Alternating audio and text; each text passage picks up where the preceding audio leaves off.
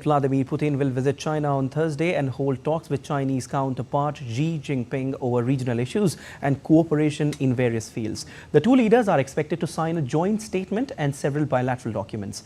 It would be Putin's first foreign trip since he was sworn in for his fifth term as Russian president on May 7th.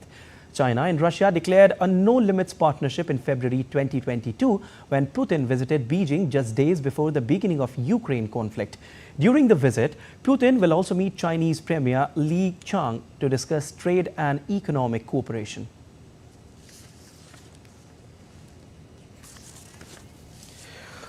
All right, and DD India's Dasha Chernyshova joins us from Moscow. Dasha, Putin is visiting China to hold talks with Xi Jinping. Now, his first foreign trip after his new 6-year term.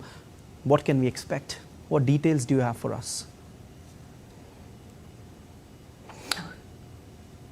Well, that's right, a very important trip, given the very fact that it is the first overseas trip for the Russian president in his new 6-year term. It is actually mirroring the first trip of Chinese leader Xi Jinping, that he also made a trip to Russia first after taking his office last year. So certainly the understanding is very clear. The two sides are very serious about deepening partnership between the two.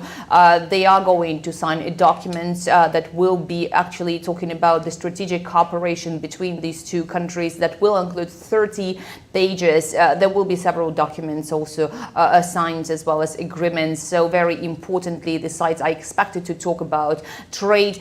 Trade turnover has already exceeded the benchmark of 240 billion US dollars. That was in 2023. However, you have to keep in mind that there were some problems, and the UN-denominated export from China has been falling for 2 consecutive months by over 10% in March and in April. There have been complications with the Chinese banks clearing the payments with the Russian companies. This, many analysts are saying, is the result of the US sanctions, because Chinese banks are afraid of the secondary sanctions. So this issue is also expected to be high on the agenda. But as we got the comments from the Kremlin, we understand that there will be a very representative delegation from Russia traveling alongside the Russian president. The sides will hold negotiations, but also they will have on Thursday an opportunity to meet one-on-one in the informal part. They will be drinking tea and they will have a walk. That's according to the Kremlin aide Yuri Ushakov. And this is where some of the most pressing issues are expected to be discussed. All right.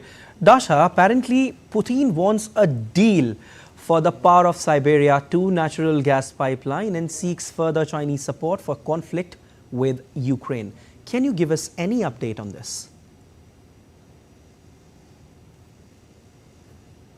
Well, certainly the issue of Ukraine is an important one. China has proposed a 12-piece plan, and Moscow has said that it welcomes China taking a neutral stance on the conflict in Ukraine. Moscow insists that China understands the root causes of the conflict in Ukraine, and that Moscow and Beijing together, they do stand as the balancing power in world politics. So Moscow views China as an important partner, and that's why any discussion on Ukraine is obviously highly expected to take place. Having said that, the Power of Siberia 2 is an important project, and Moscow certainly will be willing to kickstart it, especially given the very fact that the negotiations on that have been taking place since 2000. So certainly these are the issues that are also on the table. But keep in mind that Russia has been sanctioned by the Western countries, and that's why it had to pivot towards the Asian markets. And China here is a very important partner for Russia, but also for China. Russia is an important partner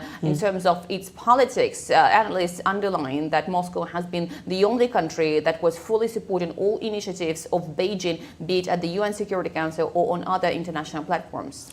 All right, we leave it there. Thanks for analysis, Dasha, and thanks for joining in.